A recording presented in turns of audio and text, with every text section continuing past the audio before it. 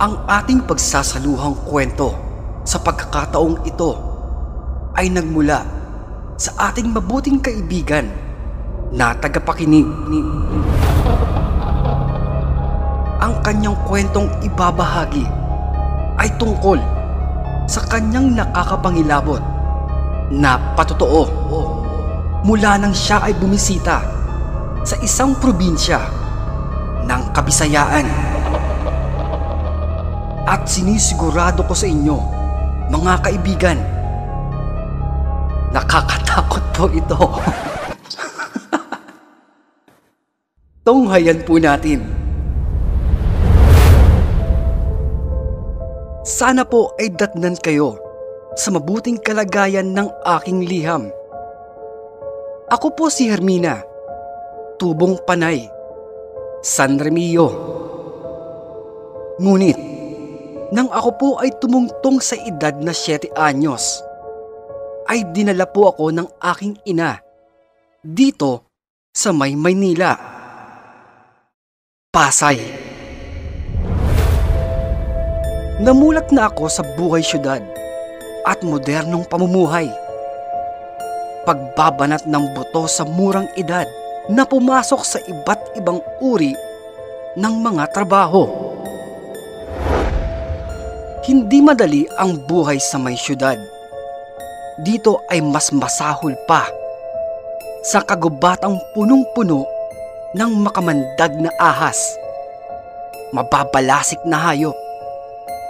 Dahil sa syudad, kadalasan ay kung sino pa ang mga may pera at mataas ang pinag-aralan ay sila pa mismo ang mga gahaman, mga mapagsamantala sa tulad naming payak at mababang uri ng mamamayan. Usapan ang tiwala sa kapwa-tao. Dahil dito, mas pinag-ukulan ko po lalo ang kumita at makapag-ipon upang balang araw ay hindi mararanasan ng aking mga magiging anak ang ganitong sitwasyon. Hindi man maiiwasan ay kahit papaano ay maiibsan. Kung kaya, sa pagtakbo ng panahon, hindi ko naisipan ang gugulin ang aking oras sa pakikipagmabutihan o pakikipagrelasyon. Mas inuna ko ang pahalagahan na alalayan ang aking mga magulang. Lalong-lalo na ang aking ama na naiwan sa aming probinsya at mga ilan pang kapatid.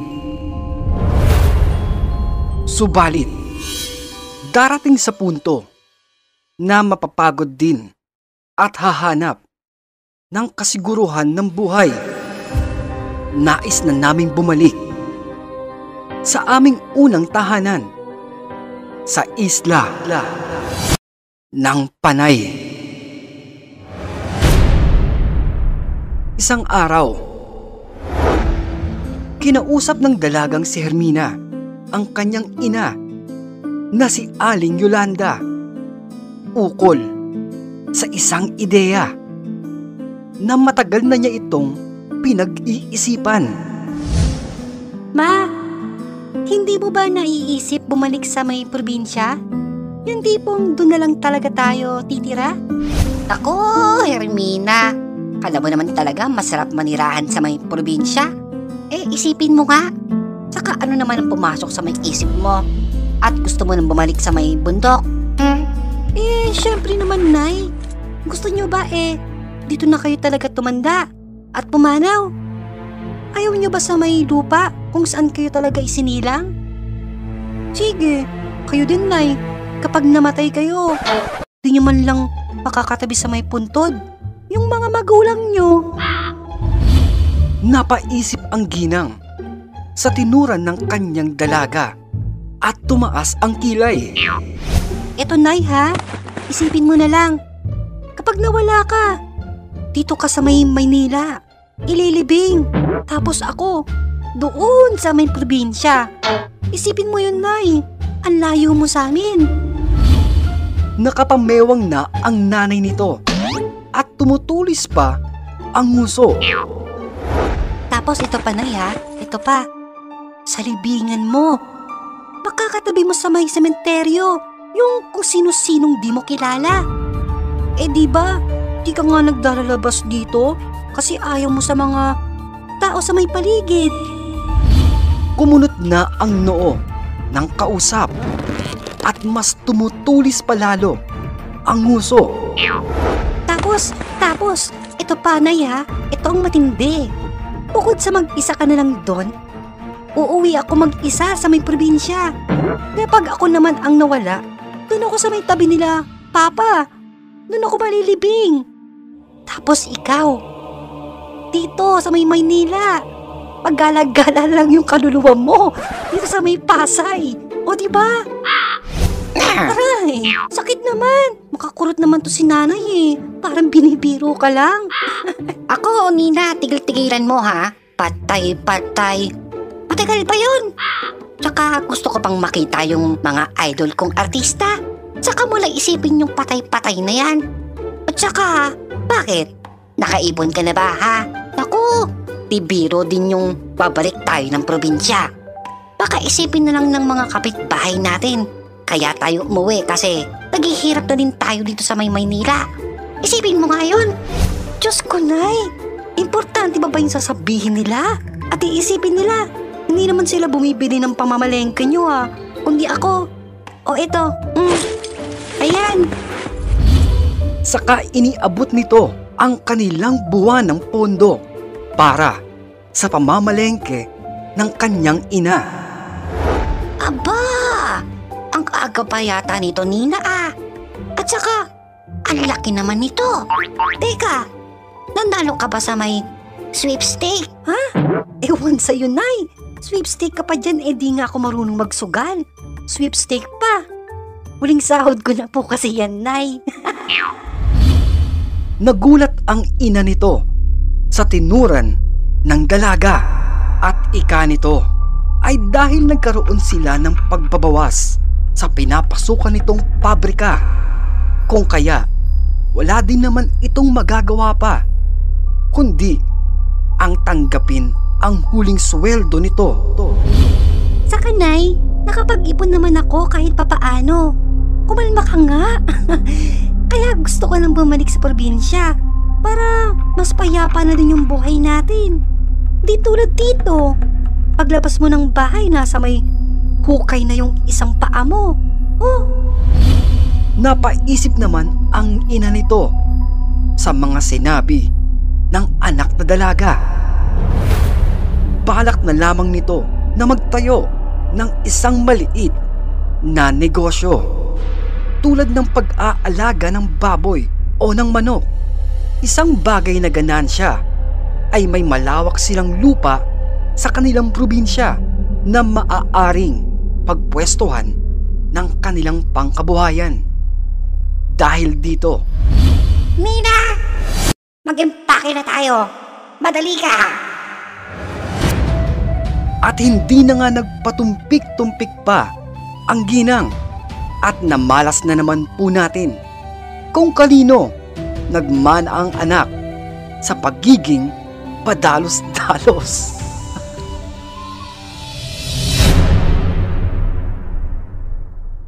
Sa may terminal ng bus. Huwag mong dunggulin masyado yung kahon at mayuyupi. Tasking lalaki to. Iniingat-ingatan kong bitbitin dito. Tapos, pipilitin mong isiksik sa may sulok. Ala, ayusin mo yan. Mataray na wika ng ginang sa isang porter sa terminal ng bus na siyang nangangalaga sa pag-aayos ng kanilang kagamitan. At ilang kagamitan pa ay natapos na din mailulan ang mga ito. Ayan po, madam. Okay na lahat. Maayos na po. Wika ng binatang pawis na pawis habang nakatingin sa may ginang.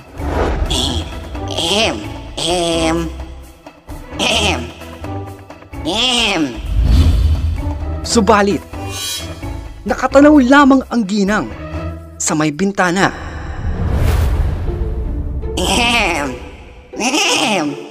Ayos parang walang naririnig. Ngunit, patay mali siya lamang ang ginang.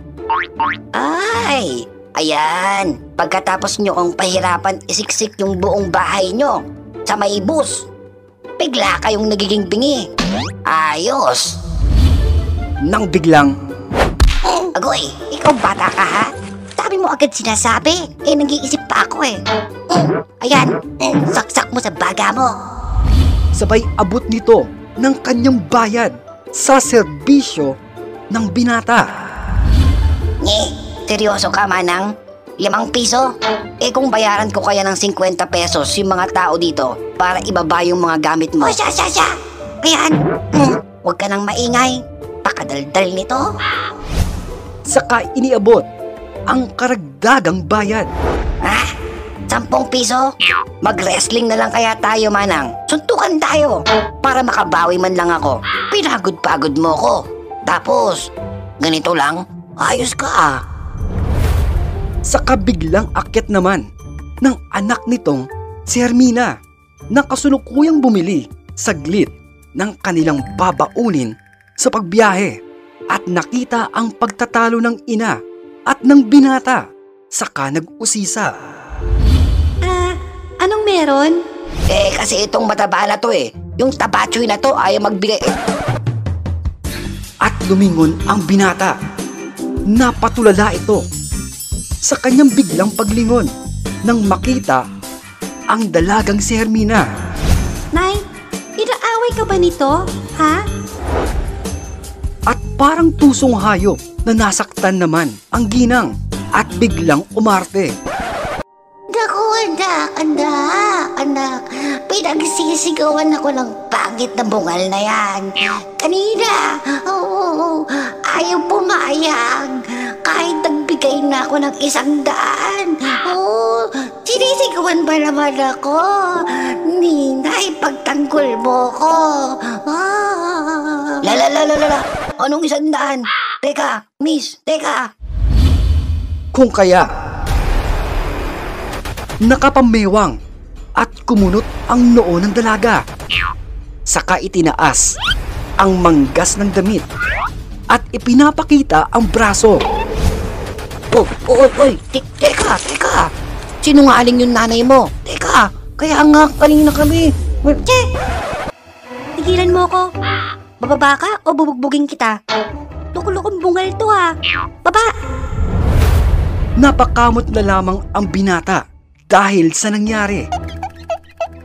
At bagsak balikat na bumababa na ito ng bus habang eto naman ang ginang. Bumubungis-ngis ang ginang sa may gilid ng bintana dahil sa ginawang eksena at natatanaw ito ng galit na binata. Subalit, nagawa pang mang-asar ng ginang at ikapa nito. Kung kaya, galit na galit ito. Halos awatin na ng mga kasamahan nito ang kawawang binata sa pangtutuya ng ginang. Saka dahan-dahan, umusad na ang bus upang umalis na. At isang huling sigaw na lamang ang nawika ng binata. Tabachoy! Na napalingon naman ang dalaga dahil dito. At muling umarte na naman ang ginang dahil dito. Anak, narinig mo yun. Tinawag akong tabachoy. Anak, ipagtanggol mo ako, anak. Bumaba tayo. Sugurin natin yun. Che! Tumigil ka na nga, Nay. Kala mo di ko alam. Huwag ko kasi kayong kuripot. Kawawa naman yung tao. Grabe ka! Saka bumalik sa may sulok ang ginang at bumubungis-ngis dahil sa kalokohan nito. Mahaba ang kanilang naging pagbiyahe. Ilang oras na arangkada ng bus at ilang paghinto upang magpahinga. Saka muli silang sumakay ng isang malaking bangka sa may pier na bumabiyahe patungo sa kanilang lugar. At di nagtagal ay dumating na nga sila sa kanilang baryo. Dito ay sinalubong sila ng kanyang ama kasama ang ilang kapatid nito. Ilang maiinit na kamustahan at kwentuhan habang nagsasalo sa simpleng hain na pagkain ang kanilang mainit at masayang pinagsaluhan. Makalipas ang ilang araw. Nay, sino po ba yung nagpupuyat dito tuwing gabi? Ang ingay-ingay. Lakad ng lakad. Nagkatinginan ang mga magulang nito sa tinura ng dalaga. Wala namang nagpupuyat dito, anak. Maaga silang natutulog at maagang nagigising dahil sa panahon ngayon. Panahon ngayon na pag-aasikaso namin sa may bukid eh. Bakit ba? Matapos marinig ang sinabi ng kanyang ama, ay pinagsawalang bahala na lamang na baka kung anumang hayop lamang ito, saka sumalo na sa kanilang pag-aagahan. At lumipas pa ang ilang linggo. Hindi na ito pinaligtas pa ng dalaga. Sadya nitong inabangan ang kung sino bang pabalik-balik na dumadaan sa may gilid ng kabahayan ng bintana, na hindi nga ito nagkamali. Sapagkat heto, habang sinisilip ng kanyang mga matang, kalahating nakapikit ang gawin ng bintana, ay kitang-kita niya ang isang malaki, maitim, napakaitim, na may malaki at mahahabang tenga, ilong na may kahabaan at patulis, at nanlilisik na dilaw na mga mata. At bigla itong sumampa sa may bintana na akmang papasukin na ang dalaga. Kung kaya, sumigaw na ito ng napakalakas. Nagising ang buong kabahayan dahil sa pagpapalahaw ng dalaga. At mabilis na humangos ang mga magulang nito sa kanyang silid.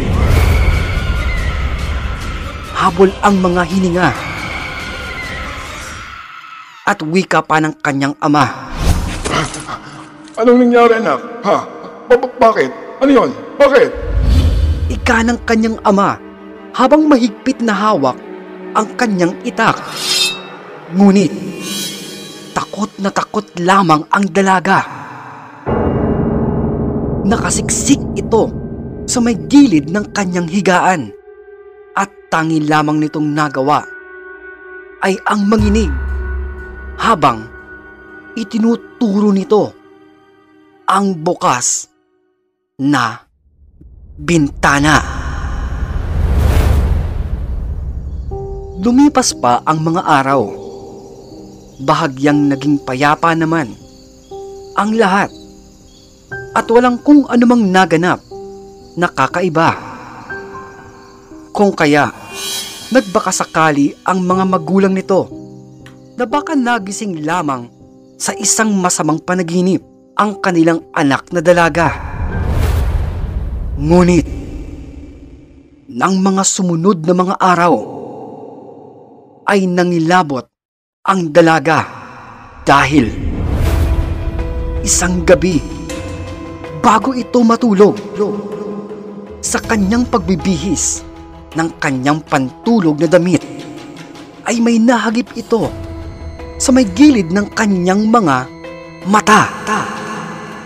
Tila isang malaking anino nasa may sulok, walang imik. Nakatayo lamang ito, tuwid na tuwid at hindi gumagalaw. Kung kaya, dahan-dahan, nilingon ito ng dalaga at biglang bumalikwas. Ngunit, wala naman itong nakitang itim na anino. Baka guni-guni ko lang yun. Ika nito sa sarili na pilit pinapaniwala ang kanyang isipan at tinungo na ang kanyang higaan at nagpahinga.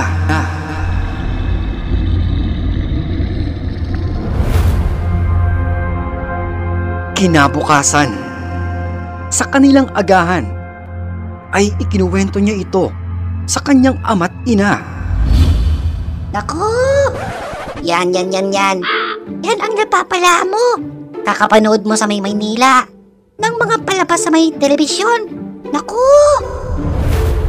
Saka nagtawanan na lamang ang buong pamilya.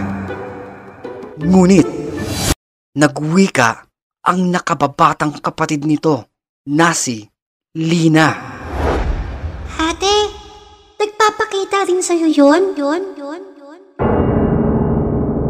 Natigilan ang lahat sa kanilang malulutong na pagtawa dahil hindi nagbibiro ang kanyang kapatid na dalagita. Nabigla na lang din na napayuko ito. Sapagkat ito ang mahirap sa mga ganitong pagkakataon na baka lamang ay masabihan lamang din siyang gumagawa ng kwento o namamalikmata lamang. Ngunit kadalasan sa ating pagsasawalang bahala ay kaakibat nito ang isang kapahamakan. Makalipas ang ilang linggo, ordinaryong araw lamang ang lahat. Normal at tipikal na lumipas ang mga magdamag. Ngunit, isang gabi, bago ito matulog, nagtataka ang dalagang si Hermina sapagkat sa may siwang ng nakasaradong bintana ay may nakikita itong tila isang anino pabalik-balik. At nang siya'y bumangon, mabilis itong nawala. Ngunit may pumukaw sa kanyang atensyon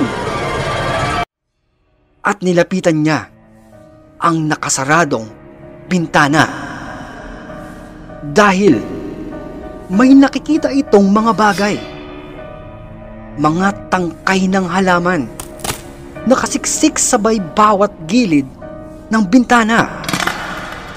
Kung kaya nagmamadali ito, tinawag nito ang kanyang mga magulang at inilahad ang bagay tungkol dito.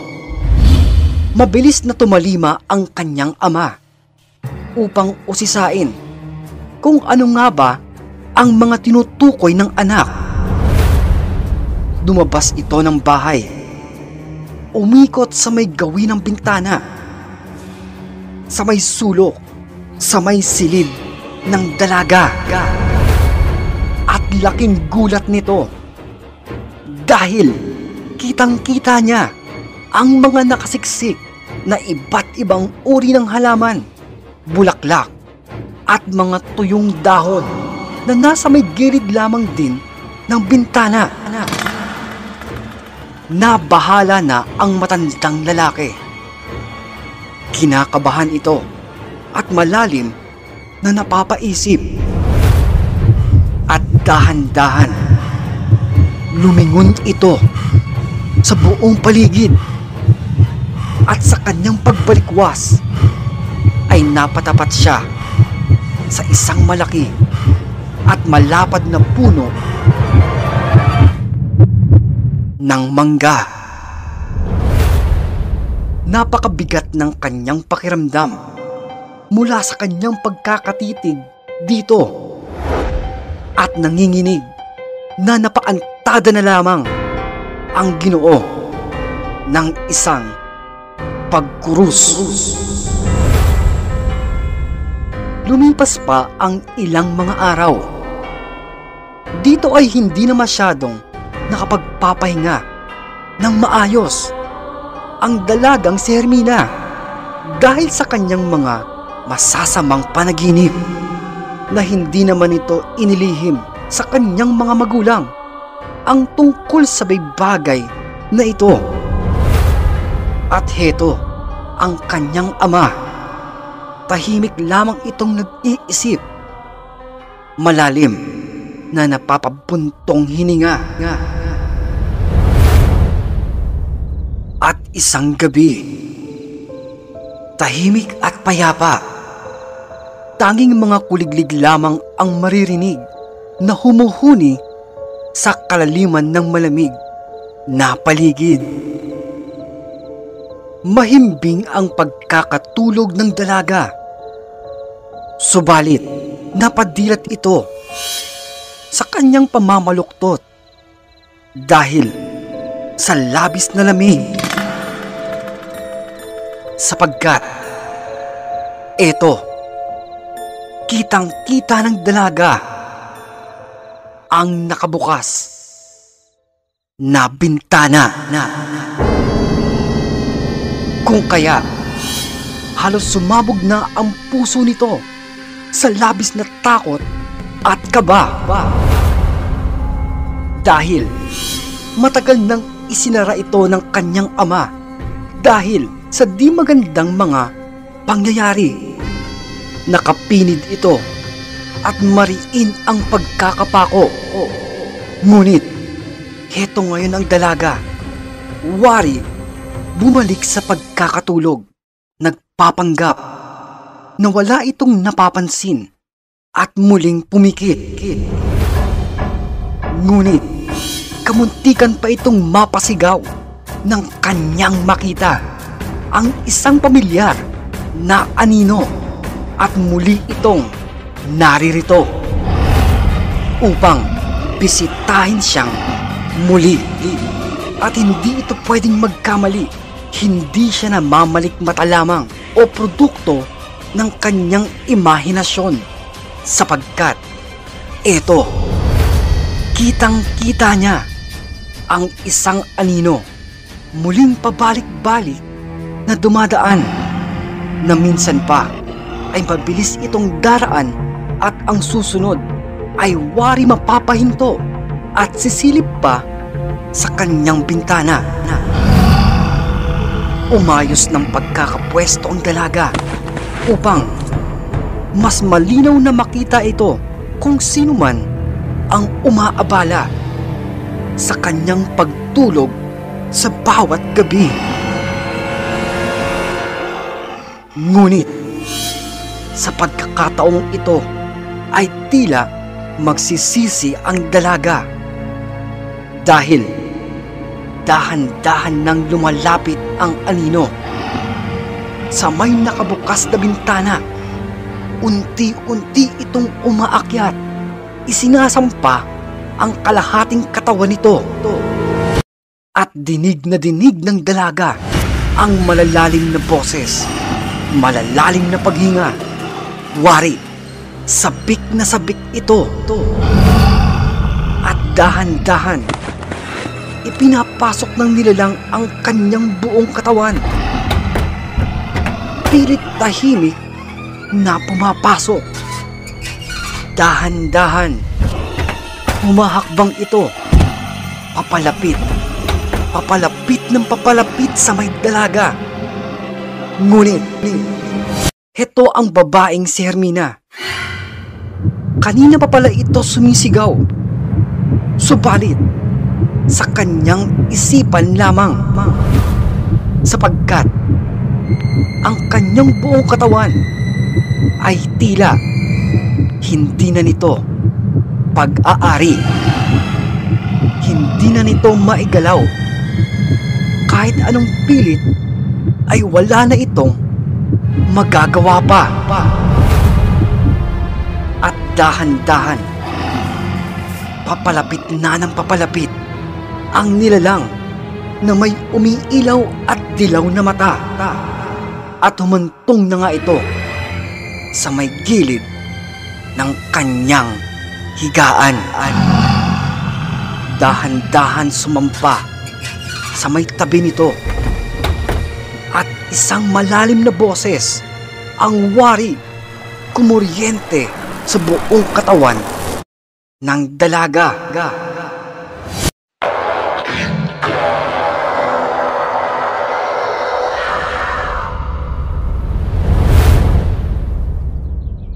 O mga anak, pakisuyo naman at pakigising na ang inyong ate. At kamo ay tayo ay kakain na. Saka magpapasama ako sa kanya doon sa may bayan. Ngunit, mabilis na bumalik lamang ang dalagitang anak nito at nagwika. Inay, si ate po. Ayaw pong magising. Naku, ano na naman kayang pinagpupuyatan ng ate mo? Ay, nako. Ngunit, hinarap ng dalagita ang kanyang ina at mariin na nagwika. Hindi, inay. Hindi na po talaga nagigising si ate. Tingnan niyo. Dahil dito, nabitawan na ng kanyang ina ang hawak nitong mga pinggan. Saka nagmamadaling tinakbo ang silid ng dalaga. At isang nakakapangilabot na sigaw na lamang ang nawika ng kanyang ina. Nina!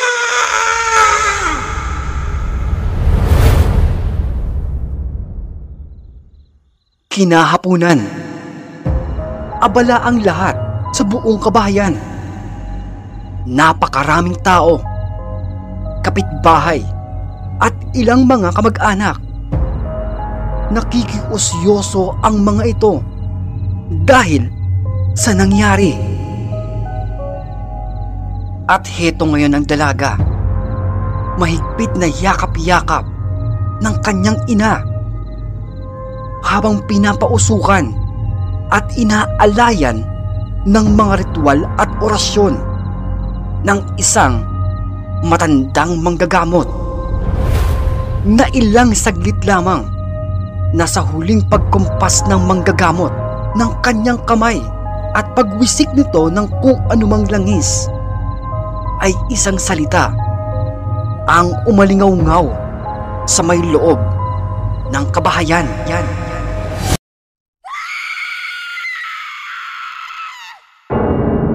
Sigaw ng dalaga. Nawari, nagising ito sa isang nakakapangilabot na pangungot. At dito, inilahad ng dalaga ang kanyang buong istorya bago ang lahat. Nalubos na ikinabahala na ng kanyang mga magulang na ikapa ng manggagamot. Bakit naman kasi hindi nyo pa inagapan at hinintay nyo pang humantong sa ganito? Yolanda, Natoy, makinig kayo. May umaaligid na masugid na manliligaw ang inyong anak at malakas na ang kanyang pagkapit sa inyong dalaga. At nakikita ko, matagal na itong umaaligid sa inyong kabayan. Bakit naman kasi? Una pa lamang ay hindi nyo inagapan ito. Natoy naman ay... Bueno, magtulungan na lamang tayo para sa bagay na ito. Natoy, halika. Kailangan ko ang mga ito. Madali. At inilahad ng manggagamot sa ama ng dalaga ang kanyang mga kinakailangang sangkap para sa kanyang isasagawang ritual ng pag-aalay. Balak nilang kumbinsihin ang kung anumang laman lupa sa pamamagitan ng ritual na ito upang lubayan na ang dalagang si Hermina sa pang-aabala sa dalaga. At dumating na ang pagkakataon ng pag-aalay. Ilang sandali lamang at umikot-ikot sila sa may kabahayan at nagpausok. Saka huminto ito sa may malaking puno na ikapa ng manggagamot. Ay ito ang tahanan ng engkanto.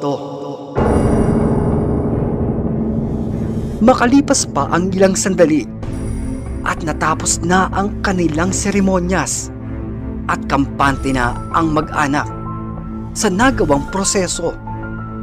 Subalit, hindi pa umaabot ng 1 linggo ay nabulabog na naman silang muli sa pagpapakita ng nilalang, at ang masaklap pa nito ay mas nagiging marahas na ang engkanto sa pakikitungo sa may dalaga, bunsod ng pagtatangi nito, at sadyang malalim na ang pagkakagusto sa dalagang si Hermina. Kung kaya, muling ipinatawag ang manggagamot at ilang sandaling seremonyas ng mga ritual ang muli nilang isinagawa. Ngunit, ika ng albularyo. Natoy, isa na lamang ang naiisip kong paraan para dito. Saka ibinulong ng matandang manggagamot ang kanilang iilan na natitirang mga paraan. Una ay ang paliguan ang babae ng tubig alat at gawin ito sa kalaliman ng gabi. Nauna naman nilang sinubukan. May kalayuan man ang lugar ng dagat sa kanilang pwesto, ay sinikap nilang sumalok nito at mag-imbak sa kanilang sisidlan ng tubig. Ngunit, parang sinasadya at sinasabotay sila ng engkanto, sapagkat sa kabila ng kanilang pagsusumikap ng pagsalok at pag-iimbak ng tubig alat na kanilang gagamitin, ay nagulat sila sa kanilang nalaman na ang lalagyan ng tubig ay bigla na lamang itong nasira. Nabiyak ito at hindi na muli pang mapapakinabangan, at ang huling natitirang paraan ay ang muling pabalikin ang dalaga sa may Maynila. Dahil sa pamamagitan nito ay walang kakayahang lumayo ang engkanto mula sa kanyang tirahan at makatawid ng dagat. Ngunit, dinapuan ng malubhang sakit ang dalaga. Hindi ito makatayo, at tuwing pipiliting gumalaw ay tila pinupunit ang kanyang mga kalamnan. Nalabis naman itong ikinagalit ng matandang manggagamot at humantong na sa pinakamabigat na desisyon. Aba, talagang sinusubukan ako ng engkantong to ah. Sino bang pinagmamalaki ng hinayupak na to? Manda ka. Hinamon nito ang engkanto upang lubayan na ang dalaga sa pamamagitan ng pagtatali ng isang kutsilyo at isinabit ito sa may puno. Na kapag naputol daw ito at nalaglag sa may lupa, ito ay senyales ng kanyang pagtanggap sa hamon ng matanda. Kung kaya, iniwan nila ang kutsilyong nakatali at nakalambitin sa may puno. Magdamag. Kinabukasan, hindi maiwasan mangilabot ng manggagamot dahil sa kanyang nalaman. Dahil nang muli nilang bisitahin ang kutsilyong itinali sa may puno, ay kitang-kita nila. Tuwid na tuwid ito na nakatusok sa may lupa. At ang pagitan ng pagkakaputol sa may gitna ng lubid ay may mga bakas pa ng putik at dumi. Mang Tikyo, paano na yan? Ayan o, sumagot na yung engkanto. Palag-palag na daw. Che, tigilan mo nga ako na to eh. Kala mo madali. Teka nga. Malalim na nag-isip ang matanda. Sinusukat at tinitimbang ang lahat. Na kahit ito ay nangangamba sa kinakaharap na sitwasyon. Sapagkat hindi normal ang kakaharapin na nilalang. Na kung sa iba ay nadadaan pa ito sa pakisuyo ng pag-aalay. Ngunit natatangi ang isang ito sapagkat tumutugon ito sa bawat hamon ng manggagamot. Ngunit napangiti ang matanda sa kanyang naiisip. Pagdating ng hapon, dakong 3:00, tinungo nito ang puno. Hawak nito ang ilang sangkap ng pampausok at ilang kagamitan bilang paghahanda. At hinarap niya ang nang-aabalang engkanto at ikapa nito. Hoy, kung sino ka mang hinayupak kang pangit ka.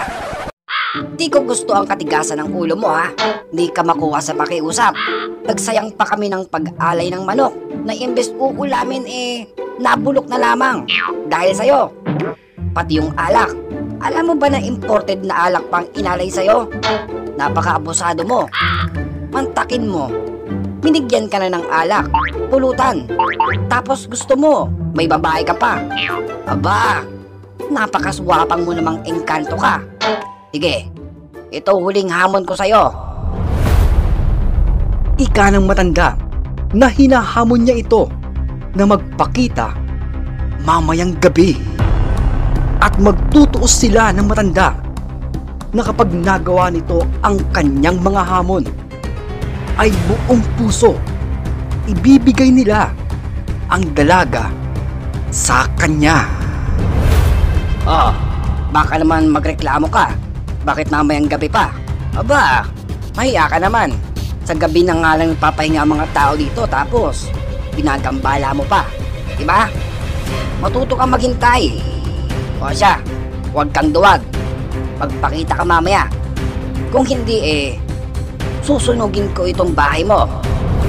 Ika ng matanda. At bilang kumpirmasyon ng pagtanggap ng kanyang hamon. Okay, abat loko to Naku, manda ka talaga mamaya sa akin. Dahil isang prutas ang bumagsak sa may ulo nito bilang pagtanggap ng hamon. Sige, maya ka sa akin. Kala mo Sige. Kala mo makakatama ka pa Wais to. Mamaya ka sa akin. Okay. Abat loko to Naku, manda ka talaga mamaya sa akin. Kinagabihan, sa malawak na likod bahay ng pamilya ng dalaga, tahimik na naghihintay ang matandang manggagamot. Tanging isang kandilang itim lamang ang hawak nito at nakaupo sa may madilim na sulok. Hinihintay nito ang paglabas ng katunggaling engkanto at sa kung saan sa gitna ng tahimik na gabi, naririnig nito ang paparating, mga kaluskos at ang malalim na boses ng kanyang hinihintay. Wala ka bang orasan? Kung ikaw wala kang lakad bukas, ako meron. matuto ang sumunod sa taktang oras ng usapan. Ang lakas mong mambabae. Di ka naman pala maaasahan sa simpleng oras. Di ka marunong sumunod. Umangil ang engkanto, wari, naiinsulto, nagagalit, at ito ang tanging nais ng manggagamot. Nang biglang, akmang susugod ito, subalit natigilan ang engkanto. Yumuko ito at nakita ang tinutungtungan ng matandang manggagamot. Isang tela na may mga guhit at marka ng iba't ibang di maunawaang orasyon na Latin. Ano sa tingin mo? Hamunin kita ng ganun-ganun lang na hindi ako handa? Ha? Nek-nek mo. Pag-aalipusta pa ng matanda upang mas mawala ito sa kanyang sarili at mapuno ng galit. At nagsimula na ang matanda sa kanilang pagduelo. Naikapa nito. Oy, pangit.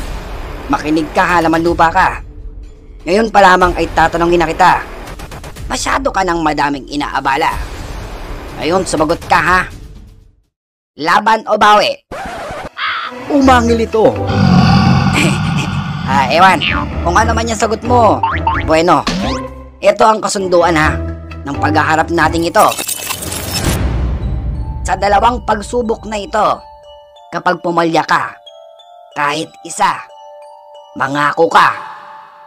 Lulubayan mo na ang dalaga. Mangako ka. Subalit, ngumiti lamang ang tusong engkanto. Alam ng matanda na nagiging mapanlinlang ito. Kung kaya, binunot ng matandang albularyo ang pambombang pestisidyo sa kabinugahan nito sa may harap ang engkanto. Ayan, ano? Tulala ka, ha? Ayaw mong sumagot, ha? Patawa-tawa ka pa. Ayan, ano? Anong kala mo, ha? Ano, ayaw mong sumagot? Ano, sumagot ka? Umaaray sa sakit ang engkanto sa dumadamping likido sa kanyang balat. Sapagkat hindi ito basta ordinaryong likido lamang. Isa itong benditadong tubig na tubig alat na sadyang inilaan ng albularyo sa pinakamabigat na makakaharap. Sige, huwag kang sumagot. Ayan, sige, maliligo ka. Ano, lamig no?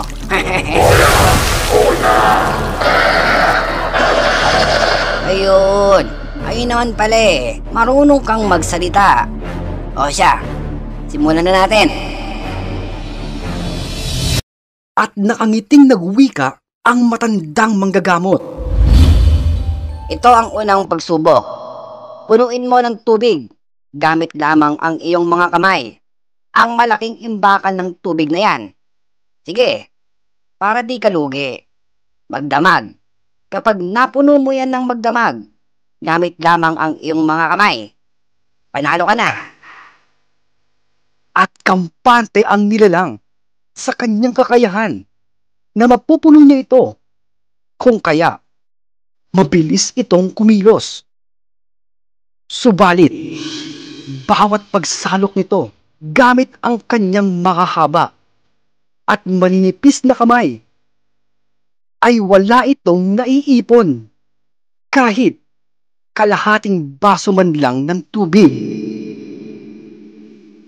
Napapatingin na ang engkanto sa matandang albularyo habang tahimik na naninigarilyo. Ano? Tapos ka na agad? Aba kilos. Kung hindi pa tumatakbong oras. May lakad pa ako mamaya. Bilisan mo. Kung kaya, sinisikap ng engkanto na mapunan ng tubig ang imbakan. Subalit, napaka-imposible nito. At dahil dito, dahan-dahan na lumapit ito sa matanda. Galit na galit. Umaangil. Ba, madami ng tulog. Nakakaabala ka. Alam ko naman na imposible mong magagawa yan. Ganito lang kasimple yan, Engkanto ha. Bibigyan kita ng pinakamalapit na halimbawa ng ginagawa mo. Tulad lang yan ang pang-aabala mo sa dalaga. Tao yon. Engkanto ka. Diba? Napaka-imposible. Napaka-babaero mo. Di ka nag-iisip. Bakit di ka na lang sa mga kauri mo? Malalim na paghinga na may halong galit ang bawat pagbuga ng Engkanto. Hindi ito makapapayag na naiisahan siya ng isang tao. Oh, baka naman sabihin mo, inuugali ko yung ugali mo sa pagiging tuso. Hindi ako ganon. Bueno, eto huling pagkakataon mo. Pag nanalo ka, gigisingin ko pa yung babae at yung magulang nito mismo. Sila pa ang maghahatid dyan sa may puno. Kung yun mananalo ka. Umaliwalas ang muka ng Engkanto sa kanyang narinig at sumang-ayon at inilahad ng matanda ang pagsubok sa huling pagkakataon. At ito ay ang isalin niya ang isang sakong bigas palipat sa kabilang sako ng bigas gamit lamang ang kanyang dalawang kamay. At dito, bumagsak na ang balikat ng Engkanto. Nawala ang galit. Umiiling-iling ito. Niyuyugyog ang ulo. Yumuko at malalim na buntong hininga ang tangi na lamang nitong nagawa. At isang pagsulyap sa may bintana ang huling binigay nito. Sa dahan-dahan na itong lumakad pabalik sa kanyang tahanan.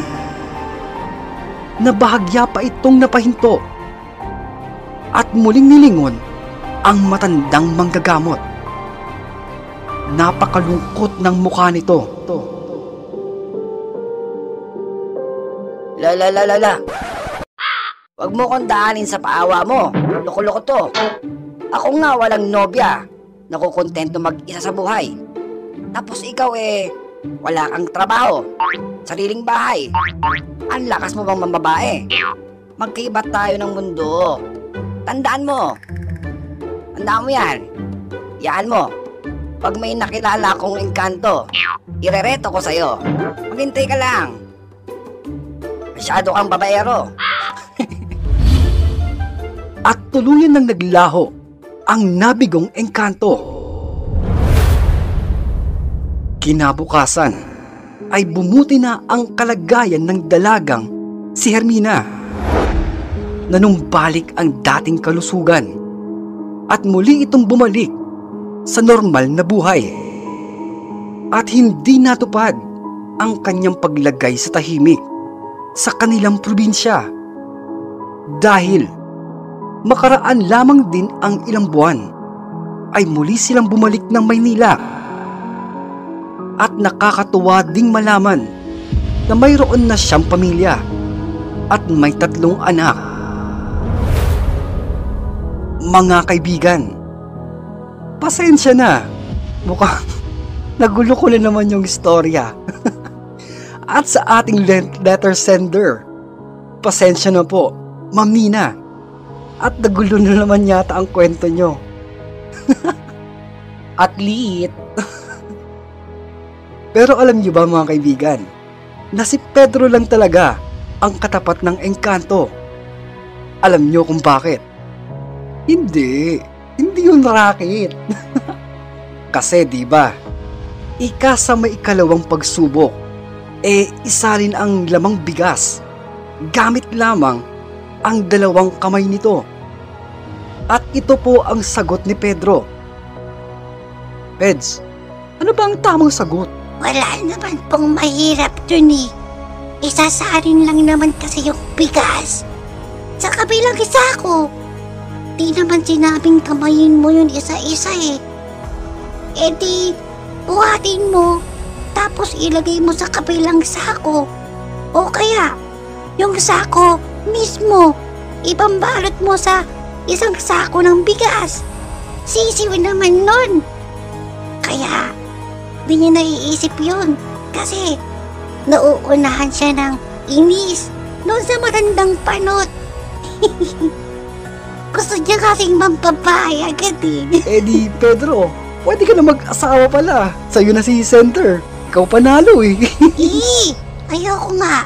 Ipangako nakakapag-first communion eh.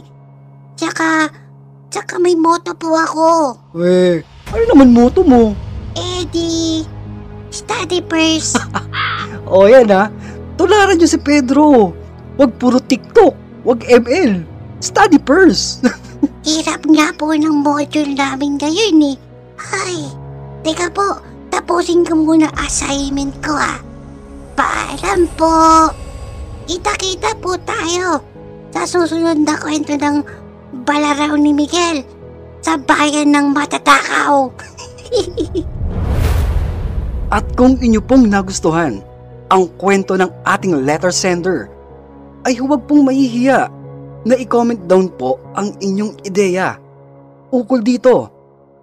Kung ang pogi ba ni narrator o saktong pogi lang o apaw-apaw sa pagkagwapo, sabihin nyo lang, suntukan tayo, gibo. Ay buhay, isa na namang nasirang kwento yata to. Patawad. O siya. Marami pong salamat at magpapasalamat pa pong muli. Stay safe and fresh everyone. And stay awesome.